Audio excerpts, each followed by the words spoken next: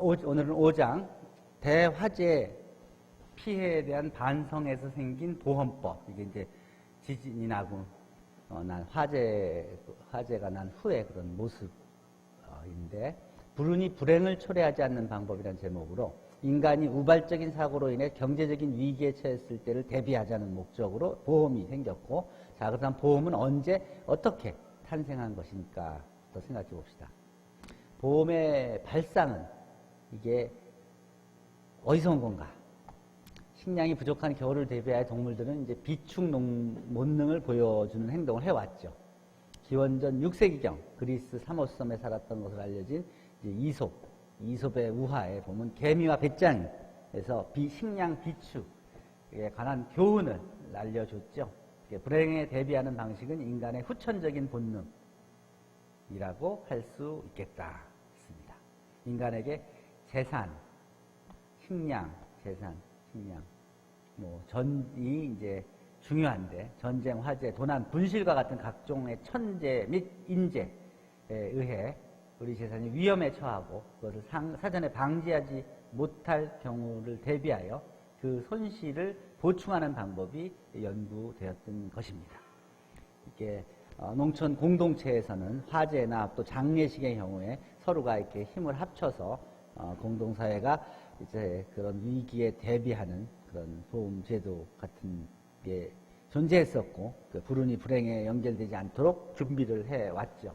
그래서 그것들에 협조하지 않는 사람은 따돌림을 당하기도 하고 그랬죠. 장례를 위한 비축에서 딱따구리는 나무 열매를 나무에 이제 집어넣고, 메뚜기를 때까치는 메뚜기를 나뭇가지에 이제 이렇게 찔러서 이렇게 말려놓고, 또 다람쥐는 도토리를 땅속에 묻어뒀다가 필요할 때 먹죠.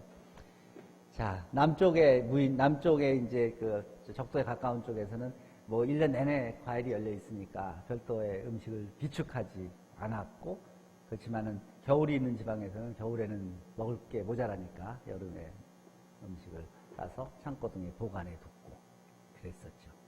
자, 그런 비축, 언제 그런 비축이 필요했을지에 대해 생각해보고, 또 비축하기 위해서 어떤 방법들을 사용했는지 생각해 볼 수 있어요?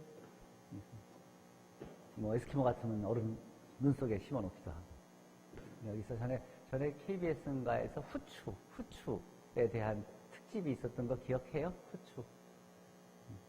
후추가 얼만큼 중요한 거였는지, 유럽에서 후추가 생선을 또는 고기를 보관할 때 후추가 얼만큼 중요했는지, 날씨가 냉장고가 없으니까 후추가 굉장히 중요했던 거예요. 인도하고 무역을 어디가 하느냐가 그만큼 중요했던 거예요. 비축하는 방법 여러 가지가 있어요. 소금도 그랬을 거고. 자, 중요한 건 런던 대화재. 런던 대화재.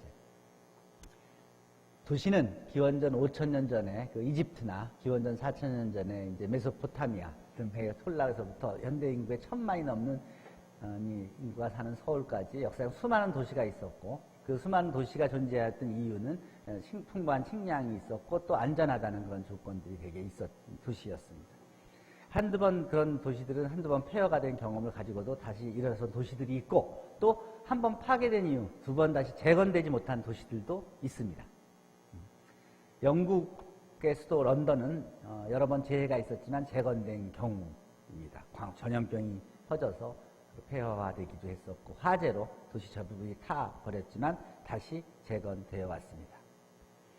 로마 제국의 수도인 비잔틴, 또 오스만 제국의 수도였던 컨스탄티노플, 또 터키의 옛날 수도였던 이스탄불 등 모두가 현재까지 건재하게 존재합니다. 그렇지만 이탈리아의 폼페이 같이 화산에 묻혀진 그런 도시는 그냥 잊혀져 버린 도시가 되어버리기도 했죠. 중국에서 보면, 중국의 이제 산시성의 시안, 또 장안이라고도 부르죠. 여기가 오랫동안 그 중국의 수도로서 사용됐던 도시였는데, 그런데 거의 1,000년 이상 중국에서 수도 역할을 했었던 데인데, 장안. 여기엔 직접 안 가봤지만 어디에 내가 가봤었냐면 저기에 가봤었어요. 그 근처에 있는 충칭에 가봤었는데, 거기에 한국하고 중국하고 제1회 조인트 컨퍼런스가 있어서 가봤었는데, 이게 이제 충칭에 있는 우리 정부 종합청사, 대한민국 임시정부, 임시정부 그 자리에도 가봤고, 이게 이제 학술회의 하던 한국하고 한국수학회, 대한수학회랑 중국수학회가 조인트 컨퍼런스를 하던 그런 모습인데, 어쨌든 여기가 이제 그쪽 장강의 저 서쪽으로 저 위쪽에 그 시안에 가까운 그런 쪽이에요. 이제 평양이나 샹하이나 북경하고 달리 저쪽. 어쨌든 이쪽에 가서 그쪽 지역의 여러 모습들을 이제 보면서 그 당시 모습을 생각한 적이 있는데, 어쨌든 중국에서도 이제 역사적으로 그 오래된 그 문화를 가지고 있는 그런 도시들이 있고, 또 로마도 그런 나라였고, 이게 그러니까 그 장안이 어느 정도 큰 중요한 나라였냐면, 당시에 로마는 인구가 5만에도 미치지 못하는 그런 도시였던 데 비해서 장안 성내는 100만에 달하는 인구가 당시에 살고 있었고, 그리고 또 장안에는 70여 개의 외국 사신단이 있었으며 3만여 명의 유학생들이 여기를 거쳐갔다고 합니다. 중국 문명을 이해하려면 베이징을 보아야 하고, 중국의 현대 문명을 이해하려면 상하이에 가보아야 하지만, 중국의 고대 문명을 이해하려면 바로 이 장안을 가보지 않고는 중국을 이해할 수 없다. 그런 얘기를 해주고 있습니다. 도시. 자, 도시가 폐허가 된 이유들. 인간이 만든 도시는 천재와 인재로 폐허가 된 예가 많은데, 화산 분화로 폐허가 된 폼페이라든지, 큰 지진으로 폐허가 된 크레타 섬이라든지, 또 뭐 사막화 등등, 또 인재로, 전쟁으로 또 폐허가 된 도시들, 대화재로 폐허가 된 도시들, 또 전염병으로, 또 종교적 전쟁으로 이제 폐허가 된 그런 도시들이 많은 예가 있습니다. 그게 그 사진들이죠. 그 책을 처음으로 쓴 이 수학자가 동경대학교 수학과를 다니다가 옮겨서 이제 교육대학을 졸업하고, 그리고 그 교육대학교 교수가 된 분인데, 이분이 실제로 직접 이런 데를 다 다니면서 이렇게 사진을 찍고, 그리고 그 경험한 내용들을 가지고 쓴 게 이 사회수학 400년의 사람만장이라는 책이에요. 이분이 그 저자예요. 원저자예요. 번역을 했지만. 자, 어쨌든 대화제 후 런던시를 버리지 않았던 이유는, 이게 1666년 9월 2일 런던의 새벽에 빵집의 아궁이에서 남은 불에서 발화한 화재가 4일 동안 계속 밤낮으로 타들어가 도시의 3분의 2에 상당하는 13,200여 채의 집과 87개의 교회를 태우고 꺼졌습니다. 그래서 런던은 완전히 불타버린 벌판이 되어버렸었는데, 이때 뭐 유언비어가 네덜란드 사람이나 프랑스 사람이 와서 불을 질렀다는 그런 유언비어도 있었고, 그리고 당시 임금 국가들이 영국의 발전을 질투하여 이제 그런 말이 나왔다고도 여겨지는데, 어쨌든 도시를 이제 재건하기 위해서 다음 세 가지 원칙을 세우고 런던을 재건한 거예요. 먼저 목조 가옥이 주류였던 도시를 석조 가옥 중심으로 바꿨고, 또 그 불난 집이 다른 자기 집으로 번지지 않기 위해서 도로를 확보하고 간격을 띄웠고, 또 그 다음에 이제 화재 보험 제도를 이제 확립하게 됩니다. 자, 그 이유는 왜 이 도시를 버리지 않고 다시 큰 돈을 들여서 재건하게 됐냐면, 이 런던이 세계 물자가 운반될 수 있는 큰 강인 템스강에 연결된 그 도시였고, 또 지형적으로는 외적의 공격을 안전한 지역이었고, 상업지역과 부유층이 살고 있는 교회라는 전원지역이 이미 형성되어 있었으며, 왕실의 건물과 궁전이 화재로부터 비편하고 수도의 형태가 그대로 남아 있었고, 당시 런던이 세계 제1의 도시로 이미 자리 잡혀 있었기 때문에 런던을 재건하기로 결정했다고 볼 수 있습니다. 일본의 동경도 제2차 세계대전 중에 거의 폐허가 되었지만, 거기 마찬가지로 런던과 비슷하게 같은 이유로 포기하지 않고 재건을 했던 것이죠. 영국 런던의 중심부를 보면 여기 대형 박물관이 있고, 성당이 있고, 하이드 공원이 있고, 어떤 템스강이 있고, 그런데 여기에 보면 이 런던 대화지 기념비가 이렇게 쓰여져 있습니다.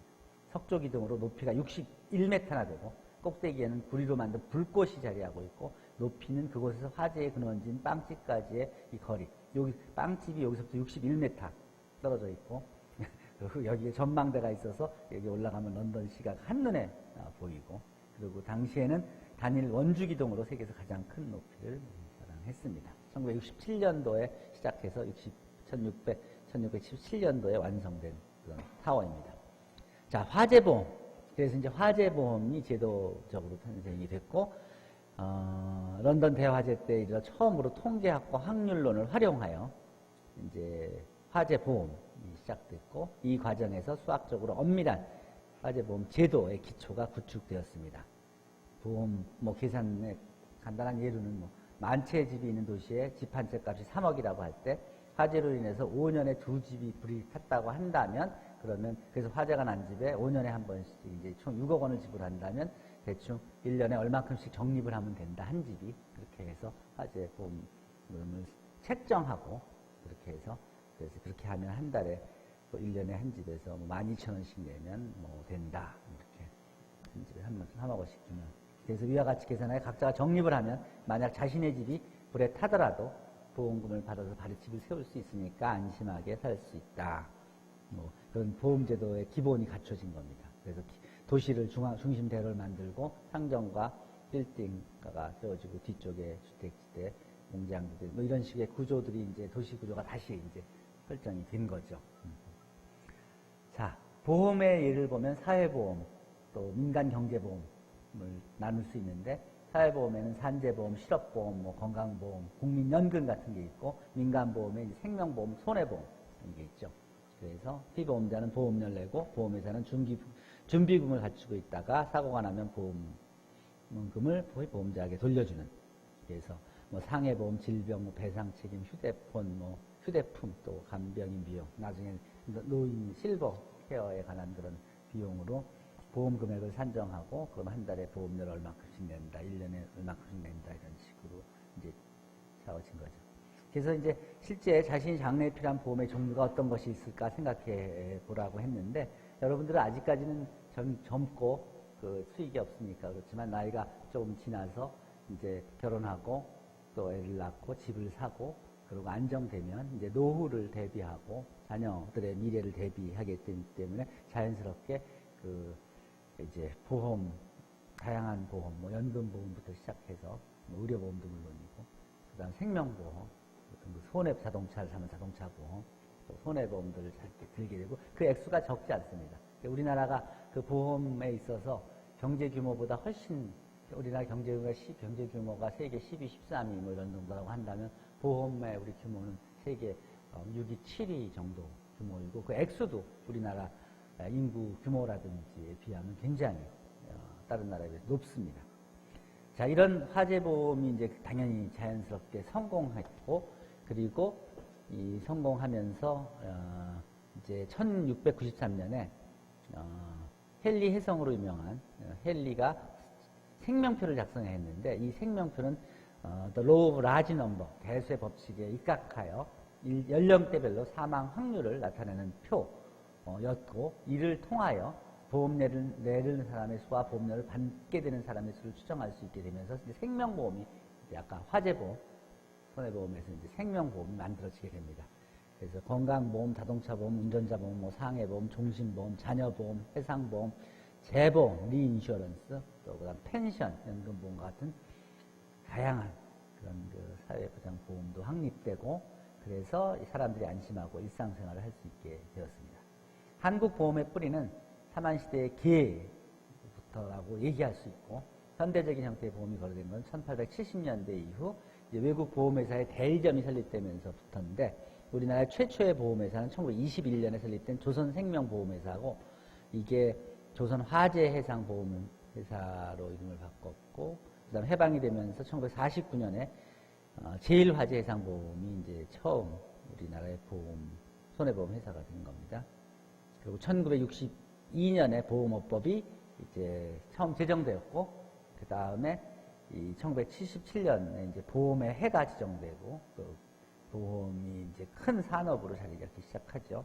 80년대 가계소득이 증가하면서 다양한 생명보험이 등장했고 90년대부터 외국계 생명보험회사가 진출하게 되었고, 이때부터 우리도 이제 외국의 보험 제도들을 공부하기 위해서 액츄리얼 사이언스를 이제 공부하는 사람들이 늘어났고, 소사이어티 오브 액츄리, 이제 미국 보험 계리인 협회의 자격증을 이제 요구하게 되면서 성균관대학교의 보험 계리 학과를 만들고 우리가 인물을 배출해 왔습니다. 이 제일화재 해상보험은 지금은 이제 한화 손해보험으로 흡수돼서 그 뿌리를 이어가고 있습니다. 이 제일화재의 첫 번째 그 보험 계리인 실장이 오세남 실장이신가, 그분이 여기 우리 수학과 졸업생이셨어요. 오랫동안 한국의 보험 계리인으로 굉장히 유명한 분이 우리 수학과 졸업생이었어요. 일본도 1855년 에도 대화재 후에 보험제도가 도입이 됐고요. 보험하면 이제 보험금 사기나 보험과 관련 살인 사건 소리 많이 나오는데 언론에 접하는데, 그럼에도 사람들은 의료보험 또 자동차보험, 교육보험 정도는 가입하여서 대부분은 다 보험과 무관하게 사는 사람이 거의 없습니다. 화재보험을 예를 들면 이 계약기간의 중요성이 언급될 수 있는데, 이게 시간이 보통의 보험은 오후 4시를 기준으로 이제 그냥 그 보험 계약서가 성립되는데, 이제 4시 전에 불이 나면은 보험금을 지급하지만 만약에 1초라도 4시를 지나면 보험금을 지불하지 않으니까 이게 1초 차이로 몇억 원의 차이가 나기도 한다. 그런 것입니다. 그렇기 때문에 보험 기간을 보통은 이렇게 정하지만 자기가 원하면 좀 시간을 조정해서 몇 월 며칠 몇 시부터 시작한다, 이런 건 저희가 특정해서 지정할 수 있다는 얘기입니다. 실제 계약이 유효한 시간에 대해서는 가입자 희망에 따라 변경할 수 있다. 이거에 대해서 우리가 보험 계리 우리나라의 보험 계리 프로그램이 필요하다는 걸 특히 수학과 졸업생들이 전문적으로 해서 이 Development of Actuarial Science Program and the New Learning Environment in Korea, 이런 프로그램, 이게 우리나라에 처음으로 이 국제 자격을 갖춘 보험 계리 프로그램이 필요하다는 것을 인식하고 우리 성균관대학하고 화학공대 전산수학연구센터하고 벤치마킹을 해가지고 그때 보스턴 대학교, 또 코네티컷 대학교, 아이오와 대학교, 유니버시티 텍사스 어스틴 등 그 뉴욕의 그 보험 회사들 등 벤치마킹을 하고 직접 가서 확인하고, 그리고 그거에 맞춰서 우리가 보험 프로그램을 만들었습니다. 우리나라 최초의 그 SOA, Society of Actuary Standard에 맞는 프로그램을 만들어서 인물들을 배출했고, 그래서 지금 성균관대학교가 지금까지 그 우리나라 보험 계리인실에 아주 중요한 그런 인물들을 배출하고 있습니다.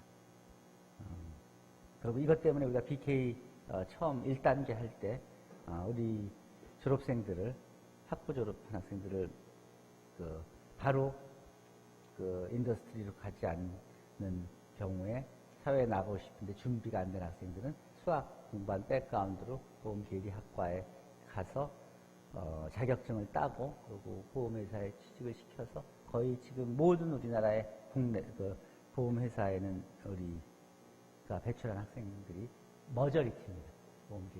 모든 보험회사에. 관심 있으면 찾아보시고, 그러네. 그래요. 보험은 이 정도로 마무리하십시다. 자, 더 궁금한 거 있으면 질문하세요.